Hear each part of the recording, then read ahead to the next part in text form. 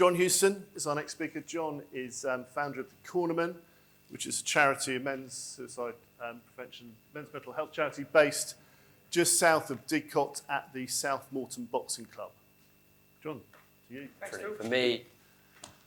I'd just like to say thanks to Will and Ben for sharing those stories. Where are they? They disappeared to the bar. Still in the bar. But I'm sure everybody knows it, but it's just very powerful to hear those stories shared, and brings a lot of healing to a lot of people because there is so much trauma out there. And what I'm going to talk to you about today is a project that I've been involved in for the last 3 years called the Cornermen. I'll tell you about where it came from, what the idea is, what we do, where we're going. And one of the realisations for me has been the amount of trauma that is out there and the amount of things that people are going through. So the Cornermen is a men's mental health and suicide prevention service.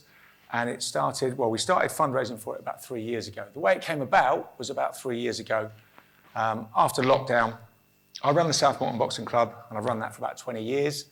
And we have about 400 members. We run about 70 classes a week. We do different martial arts, Brazilian Jiu-Jitsu, kickboxing and boxing. And we do a lot of fitness. You know, most people come to us just to get fit and have a bit of fun and all that sort of thing.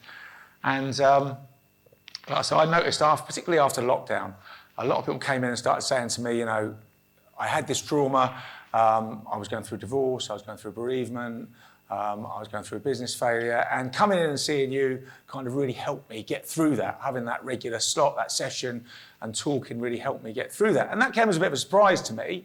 You know, it wasn't something that I thought, you know, I thought we were just here to get fit. I thought that's all we were doing. But I did think maybe there's something we can do with this. If this is powerful and this is helping people, maybe there's something we can do with it, we can formalise it, we can somehow, you know, bottle it and get it out there to people. So I approached a member of the club, a guy called Steve James, and Steve had been a member of the club for about 10 years, and he was a support worker at Emmaus in Oxford. He was the head support worker at Emmaus in Oxford. I knew that he'd had about over 20 years of sort of senior support work coordination and experience, and he lived in Didcot. And so I approached him and said, listen, I've just been having these thoughts. Is there anything we can do in our community? And this has struck me, and I don't know how to formalise this, but people are saying that this is helping them, this sort of boxing training and the talking and everything else. And Steve said, funnily enough, I was going to come and talk to you about the same thing. He said, I really want to start something in the local community. I feel that Didcot is growing hugely. There aren't the mental health support services. There are, you know, and a kid was stabbed at the bottom of his road in Didcot.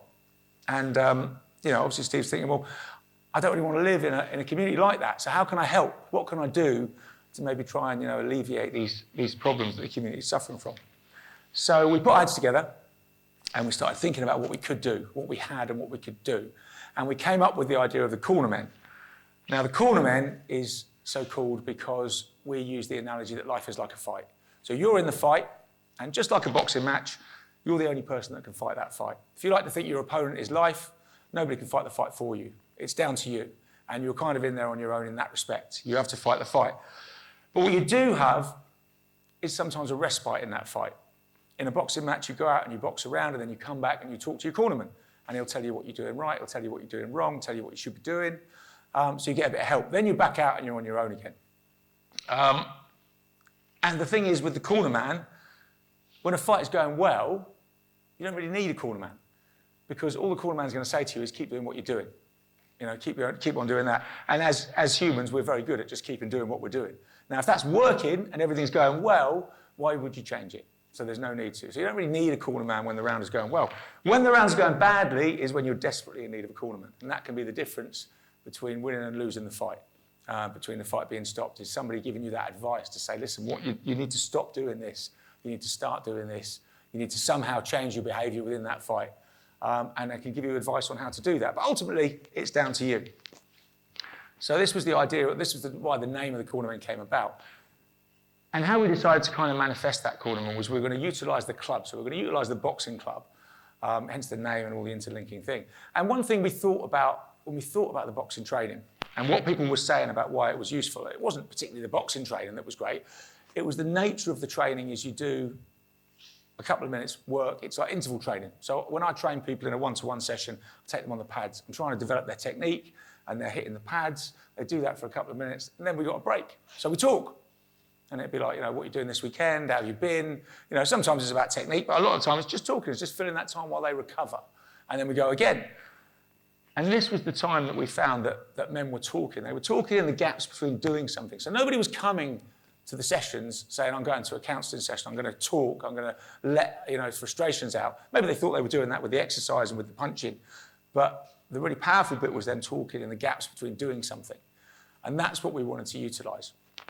So we decided to really start fundraising for the Cornerman. So we started off doing some crowdfunding, and that was fairly successful. We ended up with a few £1,000s, and we basically had enough in November 22 to say, like, we're going to give this a go.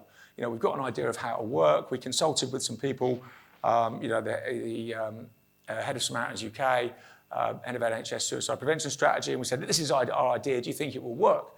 And they were very positive about it, so we thought, well, maybe we'll give it a go. So we raised enough money to basically pay Steve's salary. He took a cut in salary, he left Emmaus, took a cut in salary, came to work full-time at the Cornerman, and we had about 3 months' wages for him. So we started off, we opened up, and it's been quite successful.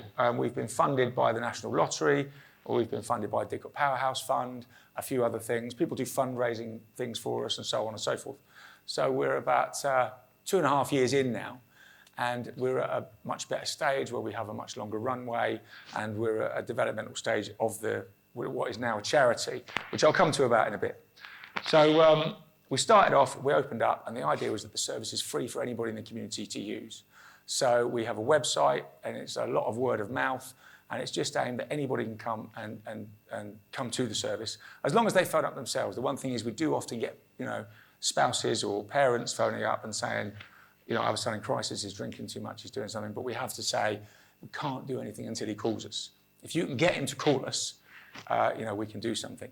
And then the format is that generally we will pick them up. Sometimes people come to us, but we will pick them up. We don't want any barrier to entry. Sometimes people are in a crisis, they may be, we're in a rural location, the public transport isn't great. And also it's just that thing about, getting in your car and driving somewhere. So we will go and pick people up. And we're just in the process of buying a London taxi because we see this as another opportunity to talk.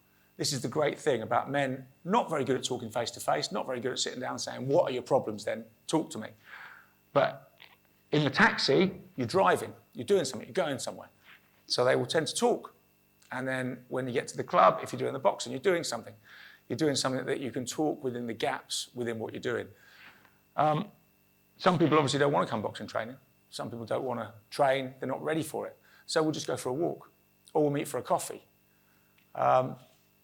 So there's lots of different ways that the Cornerman help people. Now, Steve is the full-time support worker there, so he is the person that does all this work and that talks to people and advises people. I'm more help with the sort of the logistics and obviously the use of the club and all that sort of thing. And the service has been very well used. We get a lot of word-of-mouth recommendations. About 60% of the people that we see and that use the Cornerman are not using any other support service. And I think it's been mentioned earlier, by Ben, a lot of people that do finally take that step and die by suicide are not accessing any services. So this is what we wanted to do. We wanted to get something going, and we wanted to get something that was getting to those people that were not accessing normal services. And we thought a lot of the things we could utilise with the boxing club, with the fact that, sometimes people think, or men think, that going to see a counsellor is maybe not the best thing. They don't want to talk, as I say, face-to-face. We avoid that. We've got that cachet of the boxing club. Because what's more macho than going to a boxing club? So, and we know that a lot of people use that as a euphemism almost within the family. They might say to their partner, listen, I'm going to go boxing. I think I need to go boxing. Which means they need to book a session, a counselling session with Steve. Sometimes people come in and they have one session, and they might say, look, I've talked that out. I've got through that. I don't really need to come back again. Sometimes people need to come in twice a week. And that can be for any period of time that they want. Sometimes people will go down to once a week. And after a while, people obviously often contact us when they're in that point of crisis, when they've had that big life event happen to them, and it's kind of knocked them sideways. But then we develop out of that and we try and build the community.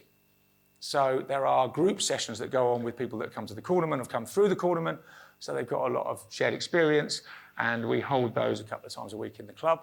And anybody can come to those that's come through the Cornerman. And a lot of them find that very useful. There's also been a lot of group sessions that we set up. If we get a lot of guys that like fishing, if we get a lot of guys that like football and so on, we set up separate WhatsApp groups, and they become almost little independent communities to communicate with each other and, and go out and do all these things. And as I said earlier, one of the things that has shocked me is the amount of trauma that is out there. And we deal with, obviously, a lot of addiction issues. Ketamine is a big problem at the moment. And, there's obviously alcohol addiction, relationship problems, and lots of problems are very interlinked. And one of the amazing things that I've found is the amount of people that know what the problem is. It's not like people come to you and say, listen, my life's falling apart. I don't know why. Everybody tends to know, and they tend to come and tell you. I say, well, if I could stop doing so much cocaine, if I could stop drinking so much, if I could sort my alcohol intake out, if I could stop gambling, whatever it may be, most people know what the problem is. You don't need to tell them. They will tell you. The difficulty is changing that behaviour and addressing that behaviour. So that's kind of where we are at the moment. Steve's been doing an amazing job, and as I say, we've become an official registered charity, and so we've had to appoint a board of trustees. It gives us a great platform for growth, and we're at that kind of difficult stage now where we've now got about a 18-month runway in front of us instead of the 2 months we started with, or 2 or 3 months we started with. And we're at that stage now where we've also been given grants to take people on. And the problem is, as I say, Steve does all the work. I just go around and take a bit of the credit sometimes. So it's if only we could replicate Steve. And I think any small business has that problem, is, where do you go next? Because you can't replicate that person. So we're looking at recruitment and expansion. Now we've got the charity status and the foundation to do that. So that's where we're going. And I say also, one of the things we found, a particular thing we found, is getting people in, and I saw it, building the community and helping other people has been such a major strategy. For example, we found that if we're worried about someone, maybe they've stopped coming to sessions, or they're a bit on the missing list. If we contact them and say, you're coming into a session, you might not get a reply. But if you contact them and say, listen, I'm worried about one guy, he lives near you, would you mind bringing him in to the group session that we've got? Then people always do it. They're always like, yeah, no problem. I'll make sure. I'll look after him. I'll make sure he comes in. And it's this thing about helping other people that seems to be the most powerful tool we've got for people helping themselves. And that manifests itself particularly in another thing we've run out of the club. I started about 5 years ago, the Oxfordshire Toy Bank. And what we do with the Oxfordshire Toy Bank is every year, about sort of November time, we put a load of baskets out in various businesses and shops, and we collect toys. And we collect about 5,000 toys a year now. So it's got a bit logistically difficult. So we collect all these toys and we bring them in and we distribute them a lot through direct requests. So if you go to the oxfordshireToyBank.org, you can just put down, I have these children, I'd like these presents, and we will deliver it to you. So we will do all that. But getting logistically those delivering out is quite difficult. We also liaise with social services a lot. We deliver a lot through social services. But like I said, the logistical issue of delivering those presents within a 2 or 3 day window has been quite difficult over the last few years. And then 2 years ago, when the cornerman was running, Steve said, well, why don't we ask the cornerman? So I thought, well, we could do. So we've got a big WhatsApp group. So we asked people to do this. Now, you might think that if you've got a time-critical delivery issue, asking someone who's got a lot of their own struggles and is probably often struggling to look after themselves is not maybe the best person to ask. But it was the exact opposite we found. When we put that appeal out and we said, listen, guys, we've got hundreds of parcels here that need delivering all over Oxfordshire. If anybody could take any parcels, it'd be really useful. No problem if you don't. But, if you can deliver one, it's all a big help for us. Everybody wanted to help. We had guys driving all over Oxford in their vans, running up and down tower blocks and delivering loads of presents. And it just really struck me that desire to help other people was so strong. That desire to sort of be part of that community was so strong. And we know that the major factor in suicide is isolation. The most dangerous factor is isolation. So it's trying to build the communities, trying to build the support within those communities, and everybody helping each other. And that's been quite successful. And as I say, the cornerman has spiraled into quite a few other things now. Me and Steve do podcasts where we talk about a lot of the issues that we hear of in the service, that we come up with in the service. There are all these different cornerman groups, as well as the group sessions in the club.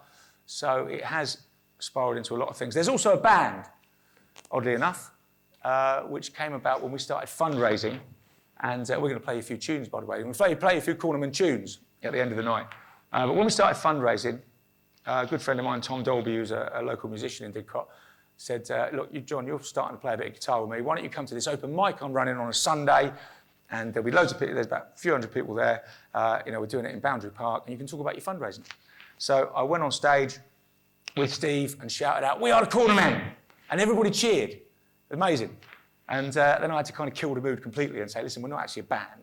We're a proposed men's mental health and suicide prevention service. Totally killed the mood. And then I went on to murder about 3 tunes. But it stuck with me, that idea. I thought, well, maybe that did sound like a great name for a band. So I said to Tom, listen, why don't we put a band together? If you help me, we'll get a mate of mine to play the drums, and we'll play a few tunes in a mate of mine's pub. We'll call ourselves the Cornermen. Be a one-off, and we'll try and raise some money for the fundraising. So we did that, and I'm still dragging these guys around 3 years later, and the band has kind of morphed into, we started writing a few songs. We've released about 25 songs on Spotify. We make about £100 a month through streaming. We've done some fairly big gigs, Camden Underworld and the main stage at Bunkfest and things like that. And all the money goes straight back into the Cornerman. And it's been a really good way to get out there and talk about the service, because all the songs are based around issues we've found in the service. And we have had people come in and say, listen, I was listening to some guy rabbit away on stage about the Cornerman, 6 months ago. I didn't think anything of it. And then something happened, knocked me sideways. And I thought, right, I'm going to get in touch with you guys. So that's been quite powerful. And like I say, we make a few quid and it goes into the service. So we are going to play you a few tunes at the end of the night if you'd stick around. And I suppose really that was all I was going to say about the Cornerman, where it's come from, where it is, where it's going. So thank you, Phil.